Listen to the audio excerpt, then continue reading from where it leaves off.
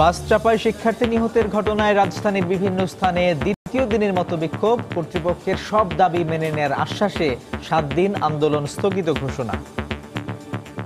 28 March 11টার সময় আমাদের যে মিটিং হবে সেই ফলো আপ দেখে আমরা যদি সন্তুষ্ট না হই 28 তারিখ থেকেই সারা বাংলাদেশের সকল শিক্ষা প্রতিষ্ঠান বন্ধ।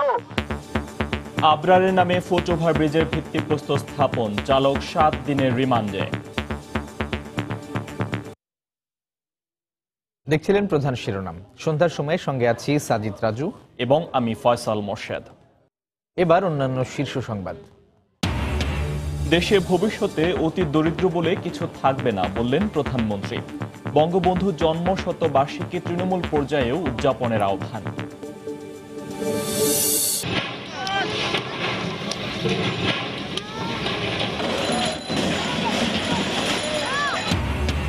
মিরপুর ও সাভারে অর্ধশত বহুতল ভবন উচ্ছেদ, আবারও বাধার মুখে বিআইডব্লিউটিএ। ম্যাজিস্ট্রেটের বিরুদ্ধে অসহযোগিতার অভিযোগ।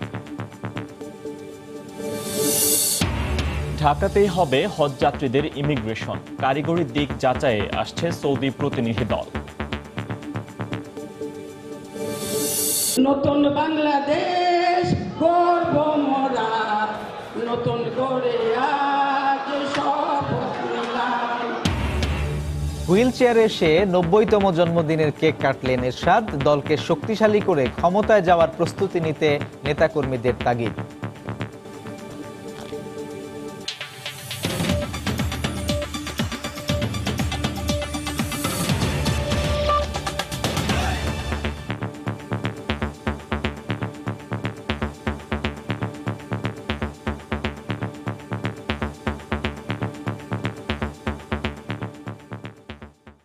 আট মাস পর নিরাপদ সড়কের দাবিতে আবারও রাস্তায় শিক্ষার্থীরা। রাজধানীর প্রগতি সরণিতে দিনভর বিক্ষোভ করেন বাংলাদেশ ইউনিভার্সিটি অব প্রফেশনালসের শিক্ষার্থীরা। ফার্মগেট, শাহবাগ, সায়েন্স ল্যাব, ধানমন্ডি ও পুরান ঢাকাতেও বিক্ষোভ হয়। কোথাও কোথাও যানবাহনের লাইসেন্স সহ নথিপত্র পরীক্ষা করেন তারা। পরে সড়কের নিরাপত্তা নিশ্চিতে প্রশাসনের আশ্বাসে 1 সপ্তাহের আলটিমেটাম দিয়ে সড়ক ছাড়েন শিক্ষার্থীরা।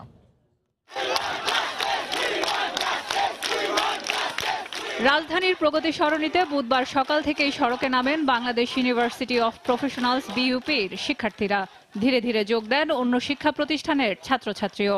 প্রতিবারেই একজন করে মারা যাচ্ছে, একটা করে ফুটওভার ব্রিজ হচ্ছে। এটাই তো সলিউশন না, এটা সলিউশন হতে পারে না। প্রশাসনের উচিত যে এই তারা যে প্রতিশ্রুতিগুলো দিয়েছে সেগুলো দ্রুত বাস্তবায়ন করা, না হলে আরো এরকম প্রতিদিনই ঘটতে থাকবে। তো আমাদের নিরাপদ সড়ক দেওয়া হয় নাই, তারা বলছে আশ্বাস দিছে কিন্তু আমাদের এখনো পাই নাই। বা বাসগুলো আমাদের সাথে যে ধরনের বিহেভ করে তারা স্টুডেন্ট দেখলে তারা আরো বেপরোয়া হয়ে যায়। বেপরোয়া বাসের চাপায় আবরার নিহতের ঘটনায় জড়িতদের দ্রুত শাস্তির আওতায় আনা সহ 8 দফা দাবি মেনে নেয়ার দাবি বিক্ষোভকারীদের। প্রতিশ্রুতির ফুলঝুরি নয়, হতে হবে যথাযথ ও টেকসই বাস্তবায়ন। অচিরেই দৃষ্টান্তমূলক শাস্তি সহ আমাদের যে 8 দফা দাবি পেশ করা হয়েছে সেটা অলরেডি বলা হয়েছে যে দৃষ্টান্তমূলক শাস্তি। এইসব ট্রাফিক সপ্তাহ পালন না করে ট্রেনিং ইনস্টিটিউটগুলো আরো বেশি করে খোলা এবং তাদেরকে ট্রেনিং এর মাধ্যমে ড্রাইভার তৈরি করা। যদি তারা চায় আমরা রাস্তায় না নামি, যদি তারা চায় আমরা রেগুলার ক্লাস করি, তাহলে কেন তারা এটার সঠিক তারা সুষ্ঠু কেন বিচার করছে না, এটা আমাদেরও প্রশ্ন। আজকে কিন্তু 7 মাস হয় নাই, আরেকজন গতকাল কিন্তু মারা গিয়েছে। প্রত্যেকটা বাড়ি আন্দোলন করবো, আপনারা প্রত্যেকটা বাড়ি দাবি মেনে নেবেন বলতেছেন, কিন্তু দাবিটা মেনে নিতেছেন না আপনারা। বিভিন্ন এলাকায় বিক্ষোভ করার পাশাপাশি যানবাহনের প্রয়োজনীয় কাগজপত্র পরীক্ষা করেন আন্দোলনকারীরা। সড়ক ব্যবস্থার কেন চেঞ্জ হলো না, কেন জেব্রা ক্রসিং এ আমার বাইরা মরবে, আমরা এর বিচার চাই। আগে 6 দিন আমরা আন্দোলন করছি কিন্তু আমাদের কোনো ফল পাইনি। আমরা আমাদেরকে বলছে নিরাপদ সড়ক দিবে, কিন্তু এখন পর্যন্ত কোনো নিরাপদ সড়ক পাইনি। তবে অফিস ফেরত মানুষের কথা ভেবে দিন শেষে তুলে নেওয়া হয় অবরোধ। পরে উত্তর ঢাকার মেয়রের সাথে বৈঠক করে আন্দোলনকারীদের প্রতিনিধিরা জানান সব দাবি মেনে নেওয়ার আশ্বাসে 27 মার্চ পর্যন্ত আন্দোলন স্থগিত করছেন তারা।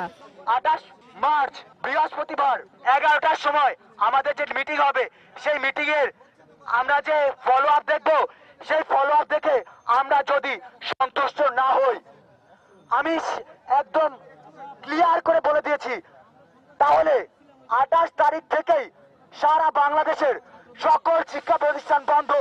এদিকে সুপ্রভাত পরিবহনের বাসটির চালককে 7 দিনের রিমান্ড দিয়েছেন মুখ্য মহানগর হাকিম আদালত। সেলিয়া সুলতানা, সময় সংবাদ, ঢাকা। সড়কে প্রাণহানি রোধে সরকারের ব্যর্থতা কেন অবৈধ নয় জানতে চেয়ে রুল জারি করেছেন উচ্চ আদালত। এক সপ্তাহের মধ্যে আবরারের পরিবারকে 10 লাখ টাকা ক্ষতিপূরণ দিতে ঘাতক বাসটির মালিককে নির্দেশ দেওয়া হয়েছে। এদিকে ঢাকার সড়কে শৃঙ্খলা ফেরাতে শিক্ষার্থীদের কাউন্সিল সহ নানা উদ্যোগের ঘোষণা দিয়েছেন ঢাকা উত্তর সিটির মেয়র। সড়কে মৃত্যু ঠেকাতে দেশের উচ্চ আদালতে অর্ধ শতাধিক মামলা হয়েছে। প্রায় প্রতিটি মামলায় সড়ক দুর্ঘটনায় সরকারের ব্যর্থতা নিয়ে রুল জারি হয়েছে। কোনো কোনো মামলায় সড়ক দুর্ঘটনা প্রতিরোধে ব্যবস্থা নিতে প্রয়োজনীয় নির্দেশনাও দিয়েছেন উচ্চ আদালত, যেগুলোর অধিকাংশই বাস্তবায়ন হয়নি। মঙ্গলবার বাস চাপায় বিশ্ববিদ্যালয়ের শিক্ষার্থী আবরার নিহতের পর আবার আলোচনায় সড়কে নিরাপত্তা। আবারও জারি হয়েছে রুল। এক সপ্তাহের মধ্যে আবরারের পরিবারকে 10 লাখ টাকা ক্ষতিপূরণ দিতে সুপ্রভাত পরিবহনের মালিককে নির্দেশ দেওয়া হয়েছে। সাধারণ মানুষের সড়ক ব্যবহারের ক্ষেত্রে তাদের নিরাপত্তা বিধানে যে ব্যর্থতা, অব্যাহত ব্যর্থতা, এই অব্যাহত ব্যর্থতা কেন অবৈধ মর্মে ঘোষণা করা হবে না? তাৎক্ষণিকভাবে আবরারের পরিবারকে 10 লক্ষ টাকা জরুরি খরচ বাবদ মেটানোর জন্য 10 লক্ষ টাকা 7 দিনের মধ্যে দেওয়ার জন্য সুপ্রভাত পরিবহনকে নির্দেশ দিয়েছেন।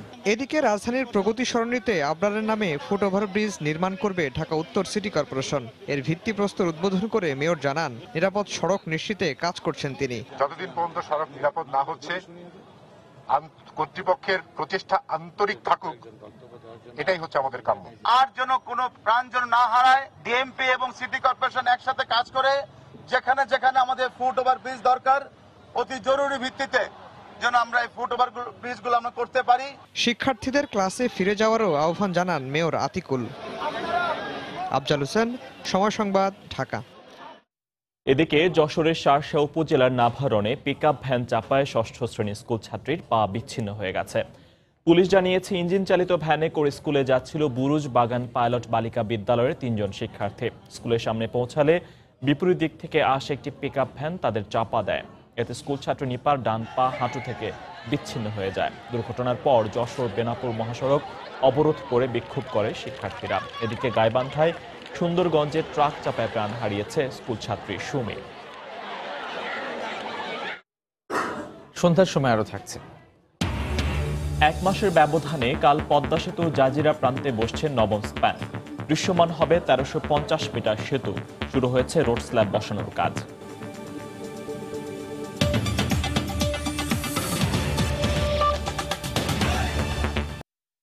অতি দরিদ্রের হার 11 ভাগে নামিয়ে আনা হয়েছে জানিয়ে প্রধানমন্ত্রী শেখ হাসিনা বলেছেন, ভবিষ্যতে দেশে অতি দরিদ্র বলে কিছু থাকবে না। সকালে প্রধানমন্ত্রীর কার্যালয়ে জাতির পিতা বঙ্গবন্ধু শেখ মুজিবুর রহমানের জন্মশতবার্ষিকী উদযাপন সংক্রান্ত জাতীয় কমিটি এবং বাস্তবায়ন কমিটির যৌথ সভায় একথা বলেন তিনি। এ সময় দেশের মানুষের মাথাপিছু আয় বৃদ্ধির পরিসংখ্যান তুলে ধরে উন্নয়নশীল দেশের স্বীকৃতি স্থায়ী করার রূপরেখাও দেন প্রধানমন্ত্রী।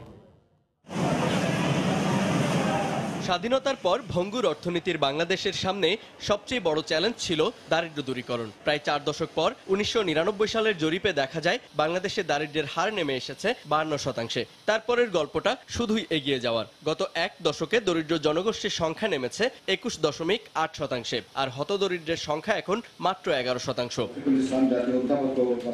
বঙ্গবন্ধুর জন্মশতবার্ষিকী উদযাপন কমিটির সঙ্গে অনুষ্ঠিত বৈঠকে প্রধানমন্ত্রী শেখ হাসিনাও বলেন, স্বাধীনতার পর এত অল্প সময়ের মধ্যে দারিদ্র্য জয় করে ইতিহাস গড়েছে বাংলাদেশ। গত 10 বছরে আমরা চেষ্টা করেছি বাংলাদেশের সার্বিক উন্নয়ন করতে। মূল কথা যে বাংলাদেশকে দারিদ্র্য মুক্ত করা, বাংলার মানুষের রাজনৈতিক, অর্থনৈতিক, সাংস্কৃতিক মুক্তি অর্জন করা এবং একটি জাতি হিসেবে সারা বিশ্বে একটা মর্যাদা আসন অধিষ্ঠিত করা এবং তৃণমূল পর্যায়ে, একেবারে গ্রাম পর্যায়ে মানুষ যেন একটু সুন্দর জীবন পায় সেটাই নিশ্চিত করা।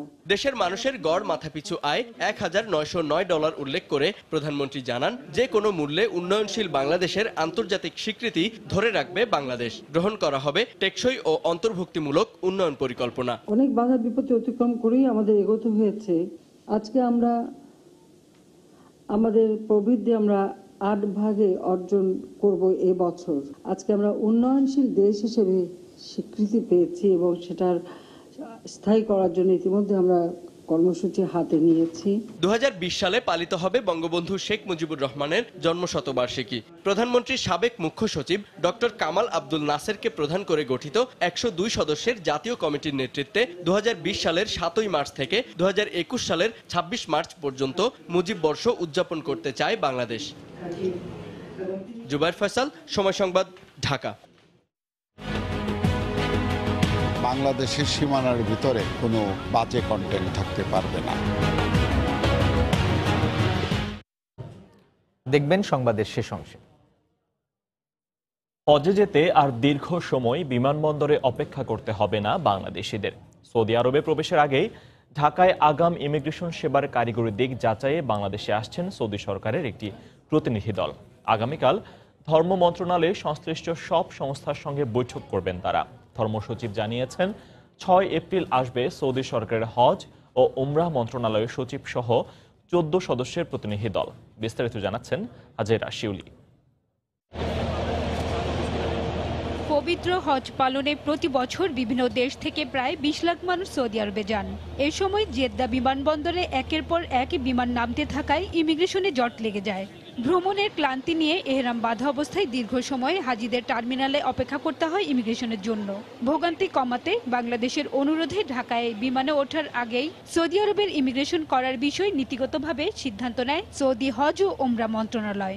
এই প্রক্রিয়ার অংশ হিসেবে আসছে কারিগরি দল। এয়ারপোর্ট ভিজিট করবে বা অন্য অবকাঠামোগত সুবিধাগুলি দেখবে, এই বিষয়গুলি দেখে গিয়ে তারা রিপোর্ট করবে। বিষয়টা নিয়ে পরবর্তী যে হাই পাওয়ার টিম যারা আসবে তারা হয়তো ওগুলি এসে আরও বিস্তারিতভাবে আলোচনা হতে পারে। অবকাঠামো স্বল্পতা বা আমলাতান্ত্রিক জটিলতায় এই সেবা চালুর প্রক্রিয়া যেন বাধাগ্রস্ত না হয় সেটি নিশ্চিত করার তাগিদ হাব মহাসচিবের। এখানে ইমিগ্রেশন সম্পন্ন করবেন কিন্তু সৌদি আরবের লোকজন। সরকারের কাছে আবেদন করব আমরা যাতে সৌদি কর্তৃপক্ষকে প্রি ডিপার্চার ইমিগ্রেশনটা করার জন্য সকল ধরনের সহায়তা করি। মেশিনারিগুলি প্রতিস্থাপন করার জন্য অ্যাক্সেস দেয়া এবং কোনো রকমের আমলাতান্ত্রিক জটিলতা যাতে তাদের এটাকে রুদ্ধ না করে। বর্তমানে মালয়েশিয়া ও ইন্দোনেশিয়ার হজযাত্রীরা আগাম ইমিগ্রেশনের সুবিধা পাচ্ছেন। বাংলাদেশ হবে এই সুবিধাপ্রাপ্ত তৃতীয় দেশ। চলতি বছর বাংলাদেশ থেকে মোট 1,27,198 জনের হজ পালনে সৌদি আরব যাওয়ার কথা রয়েছে। হাজিরা শিউলি, সময় সংবাদ, ঢাকা। 1 মাসের ব্যবধানে আগামীকাল বসছে পদ্মা সেতুর আরেকটি স্প্যান। নদীর জাজিরা প্রান্তের আগের স্প্যানগুলোর সঙ্গে বসানো হবে নতুন স্প্যান। নবম স্প্যান বসানোর মধ্য দিয়ে নদীর 2 প্রান্ত মিলে দৃশ্যমান হবে 1350 মিটার সেতু। এছাড়া গতকাল থেকে সেতুর স্প্যানের উপরের অংশে রোড স্ল্যাব বসানোর কাজও শুরু হয়েছে। সাইফুল ইসলামের ছবিতে এহসান জুয়েলের রিপোর্ট। নদী জুড়ে কাজ আর কাজ। যতদূর চোখ যায় একটু একটু করে আকাশের বুকে মাথা তুলছে সেতুর কাঠামো। একই সঙ্গে বাড়ছে সেতুর দৃশ্যমান দৈর্ঘ্য। 2017 সালে জাজিরা প্রান্তের প্রথম স্প্যানটি বসানোর পর ধীরে ধীরে এখানে শেষ করা হয় একটি মডিউলের 5টি স্প্যানের কাজ। এরপর আলাদাভাবে ষষ্ঠ স্প্যানটি মাওয়া প্রান্তে বসানো হলেও সপ্তম এবং অষ্টম স্প্যানটি বসানো হয় জাজিরা প্রান্তে আগের 5টির সঙ্গেই। নবম স্প্যানটিও বসবে জাজিরায়। চীন থেকে আনা ছোট ছোট টুকরোগুলো মাওয়ার বিশেষায়িত ইয়ার্ডে জোড়া দিয়ে আগেই প্রস্তুত করা হয় স্প্যানটি। ধূসর রং করা শেষে গত 1 মাস ধরে এটি অপেক্ষা ছিল ইয়ার্ডের বাইরে। নির্ধারিত 34 ও 35 নম্বর পিলারের উপর বসানোর জন্য এর মধ্যে এটিকে তোলা হয়েছে ভাসমান ক্রেনে। যতই সময় যাচ্ছে এটা দৃশ্যমান হচ্ছে, মানুষ আস্তে আস্তে আরও বেশি আশাবাদী হচ্ছে। এটাই আমাদের পাওয়া যে ঠিক আছে, মানুষের আগে যে কনফিডেন্সটা ছিল না হবে কি হবে না, দিন দিন কনফিডেন্সটা বাড়তেছে। মাওয়া প্রান্তের ইয়ার্ড থেকে 150 মিটার দৈর্ঘ্যের স্প্যানটি নিয়ে রওনা হয়েছে প্রায় 4000 মেট্রিক টন ওজন বহনে সক্ষম বিশ্বের সর্বাধুনিক ক্রেন। প্রায় 5 কিলোমিটার দূরের জাজিরায় নিয়ে যাওয়ার পর এটিকে প্রস্তুত করা হবে নির্ধারিত 2টি পিলারে বসানোর উপযুক্ত করে। এছাড়া বছরখানেক আগে থেকে স্পেনের নিচের অংশে রেল স্ল্যাব বসানোর কাজ শুরু হলেও এবার স্পেনের উপরের অংশে শুরু হয়েছে রোড স্ল্যাব বসানোর কাজ। মঙ্গলবার নদীর জাজিরা পাড়ের অংশে 4 লেনের প্রথম রোড স্ল্যাবটি বসানো হয়। নকশা জটিলতা কেটে যাওয়ার পর সেতুর কাজ খুব দ্রুত এগুচ্ছে, তার প্রমাণ স্পেন বসানোয় অগ্রগতি। মাত্র 1.5 মাসের মধ্যে সবশেষ 3টি স্পেন বসানোর মধ্য দিয়ে দৃশ্যমান করা সম্ভব হচ্ছে প্রায় 1.5 কিলোমিটার সেতু, যা দ্রুততম সময়ের মধ্যে সেতুর কাজ শেষ করার ব্যাপারে আশাবাদী করে তুলছে। এহসান জুয়েল, সময় সংবাদ, মুন্সিগঞ্জ। সন্ধ্যার সময় আরও থাকছে। ক্রাইস্টচার্চে হামলা নিহতদের মধ্যে ৩০ জনের মরদেহ হস্তান্তর, বর্ণবাদের বিরুদ্ধে বিশ্বব্যাপী যুদ্ধ ঘোষণার আহ্বান জাসিন্দার।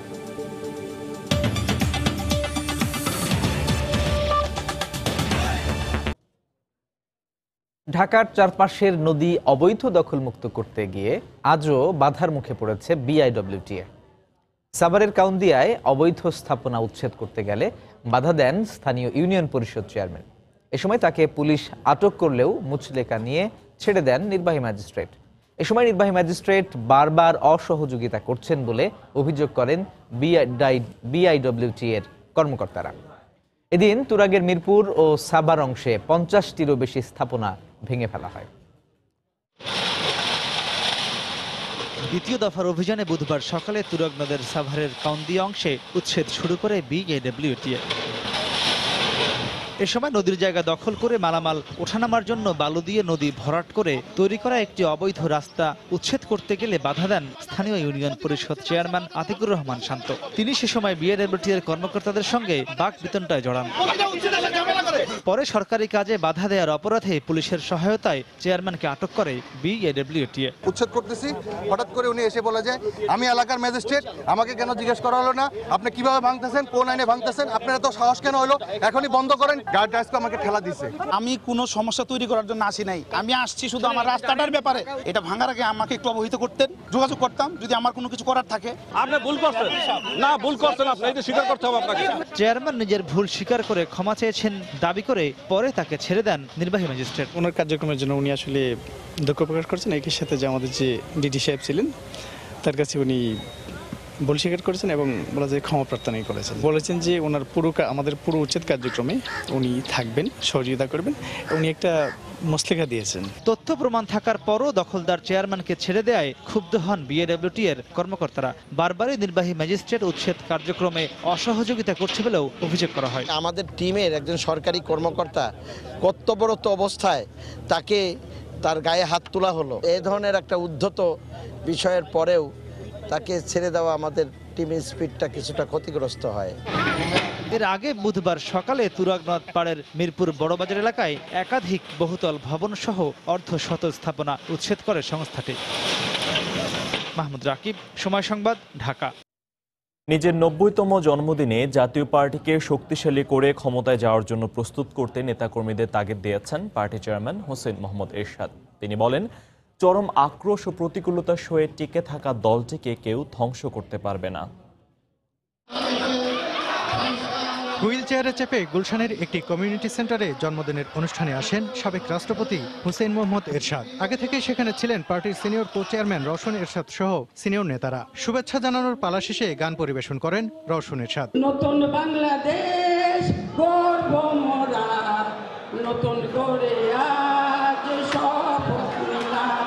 সবাইকে সঙ্গে নিয়ে জন্মদিনের কেক কাটেন এরশাদ। এর আগে সংক্ষিপ্ত বক্তব্যে ক্ষমতায় যাওয়ার জন্য দলকে প্রস্তুত করতে নেতাকর্মীদের তাগিদ দেন তিনি। এত অত্যাচারের উপর জাতি বেঁচে থাকে, সে দলকে কেউ ধ্বংস করতে পারে না। তোমাদের কাছে আমার একটাই আশা, দলকে আরো শক্তিশালী করবে, আগামীতে ক্ষমতার জন্য পূর্ণ শক্তি অর্জন করবে। রওশন এরশাদ বক্তব্য দেওয়ার সময় কয়েকজন নেতাকর্মী এরশাদকে ভুল চিকিৎসা দেওয়ার অভিযোগ করেন।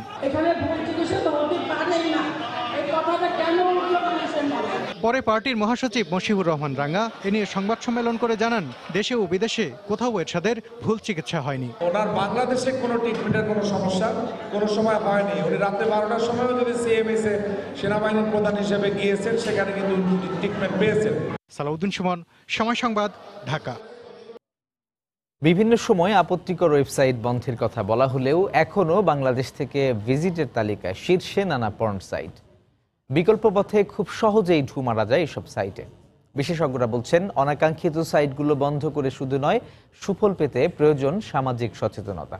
অন্যদিকে এ বিষয়ে সরকারের নানা পদক্ষেপের কথা জানালেন মন্ত্রী। রাশেদ লিমনের রিপোর্ট।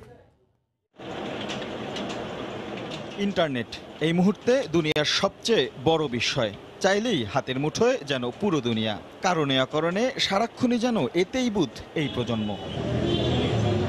প্রশ্ন হলো, ইন্টারনেট থেকে আমরা যা নিচ্ছি তার কতটুকু ভালো কিংবা মন্দ। পর্ন কিংবা জুয়ার মতো বাজে নেশায় এখন গিলে খাচ্ছে নেট ব্যবহারকারীর একটি অংশকে। বিশেষ করে এসব সাইট ভিজিট করে তরুণরা ঝুঁকছে অপরাধে। তাদের ভিতরে একটা যৌনতা সম্পর্কে একটা ভিন্ন রকম আকাঙ্ক্ষা এবং চাহিদা তৈরি হয়, সেটাকে উস্কে দেয় কিন্তু পর্নোগ্রাফি, এবং সেইটার জন্য তারা স্বাভাবিকভাবে তাদের চাহিদাটা পূরণ করতে না পেরে একটা অবৈধ পথে কিংবা অপরাধের দিকে পা বাড়ায়। তাই তো যান্ত্রিক এই জীবনে অনেকটা বাধ্য হয়েই সন্তানদের হাতে যেসব অভিভাবক ট্যাব কিংবা স্মার্টফোন তুলে দেন, ভাবনাটা তাদের একটু বেশি। ওরা তো সারাক্ষণ মোবাইলে গেমস খেলে, আশেপাশে তো মাঠের ব্যবস্থা নাই, সেখানে যে খেলাধুলা করবে। সরকারের পক্ষ থেকে সেফ ইন্টারনেট চালু করা হয়, তাহলে আমরা ওদের হাতে মোবাইল তুলে দিয়েও কিছুটা হলেও চিন্তামুক্ত থাকতে পারি। তবে তরুণদের অনেকেরই স্বীকারোক্তি, পর্ণ আসক্তি বিপদগামী করছে তাদের অনেককেই। তারা যেসব সাইডে যাবে বা তারা যেগুলো দেখবে ওগুলো হচ্ছে যে এক প্রকার নেশার মতোই। সেটা যদি মনিটর করে যে কে কোন ওয়েবসাইটে ঢুকতেছে, কিভাবে তারা ইউজ করতেছে, সেসব জায়গাগুলো যদি বন্ধ করে তাহলে হয়তো বা সম্ভব। সরকারের নেয়া কিছু উদ্যোগের পরেও তা কাজে আসছে কতটুকু? বিশ্বজুড়ে ওয়েবসাইট রেটিংকারী সংস্থা অ্যালেক্সার মতে বাংলাদেশ থেকে বেশি ভিজিট করা হয় এমন সেরা 100টি ওয়েবসাইটের মধ্যে 4-5টি এরই মধ্যে এদেশে বন্ধ। পর্ন কিংবা জুয়ার সঙ্গে সংশ্লিষ্ট এমন 2000-এরও বেশি ওয়েবসাইট এরই মধ্যে মন্ত্রণালয় থেকে বন্ধের কথা বলা হলেও বিকল্প পন্থায় সেখানে খুব সহজেই প্রবেশ করা যাচ্ছে। বিশ্বজুড়ে অবাধ ইন্টারনেটের এই যুগে কেবলমাত্র নির্দিষ্ট একটি দেশে নির্দিষ্ট কিছু ওয়েবসাইট বন্ধ করে খুব একটা সুফল আসবে না বলে মনে করেন বিশেষজ্ঞরা। তারা বলছেন এর জন্য দরকার সচেতনতা। এখন আসলে যে প্রক্রিয়া বন্ধ করা হচ্ছে সেটা হচ্ছে ইন্টারনেট গেটওয়ে থেকে ফিল্টার করে দেওয়া হচ্ছে। তো এভাবে আসলে ফিল্টার করে এটা প্রতিরোধ করা সম্ভব না। মনস্তাত্ত্বিক জায়গা থেকে এটা আমাদেরকে প্রতিরোধ ব্যবস্থা গড়ে তুলতে হবে। সীমাবদ্ধতা মেনে মন্ত্রী জানালেন অল্প দিনের মধ্যেই নিরাপদ হচ্ছে এদেশের ইন্টারনেট সেবা। নতুন নতুন সাইট জন্ম নয়, মিরর সাইট জন্ম থাকে, ভিপিএন ইউজ করা হয়, অন্যান্য ব্রাউজার দিয়ে এটাকে অ্যাক্সেস করা হয়, এই ঘটনাগুলো ঘটছে। তবে আমাদের বিভাগের থেকে আমরা একটা প্রকল্প বাস্তবায়ন করছি। আমরা এই প্রকল্পটি বাস্তবায়ন করার পরে দেশের জনগণকে এইটুকু নিশ্চয়তা দিতে পারবো যে আমরা বাংলাদেশের সীমানার ভিতরে কোনো বাজে কন্টেন্ট থাকতে পারবে না। পাশাপাশি সচেতনতার বিষয়ে অগ্রাধিকার দেয়া হবে বলে জানান তিনি। রাশেদ দিমন, সময় সংবাদ, ঢাকা। এ পর্যায়ে শীর্ষ সংবাদ জানিয়ে দিচ্ছি আরো একবার।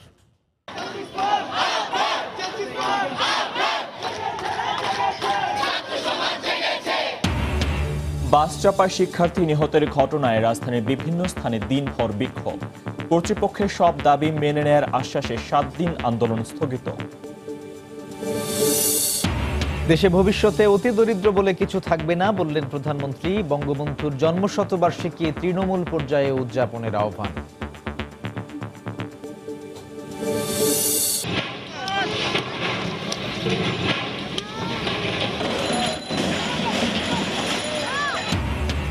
মিরপুর ও সাভারে অর্ধশত বহুতল ভবন উচ্ছেদ, আবারও বাধার মুখে বিআইডব্লিউটিএ। ম্যাজিস্ট্রেটের বিরুদ্ধে অসহযোগিতার অভিযোগ। ঢাকাতেই হবে হজ যাত্রীদের ইমিগ্রেশন, কারিগরি দিক যাচাইয়ে আসছে সৌদি প্রতিনিধি দল। নতুন বাংলাদেশ গর্ব মোরা, নতুন করে আজ শপথ নিলাম। হুইলচেয়ারে এসে 90তম জন্মদিনে কেক কাটলেন এরশাদ। দলকে শক্তিশালী করে ক্ষমতায় যাওয়ার প্রস্তুতি নিতে নেতাকর্মীদের তাগিদ।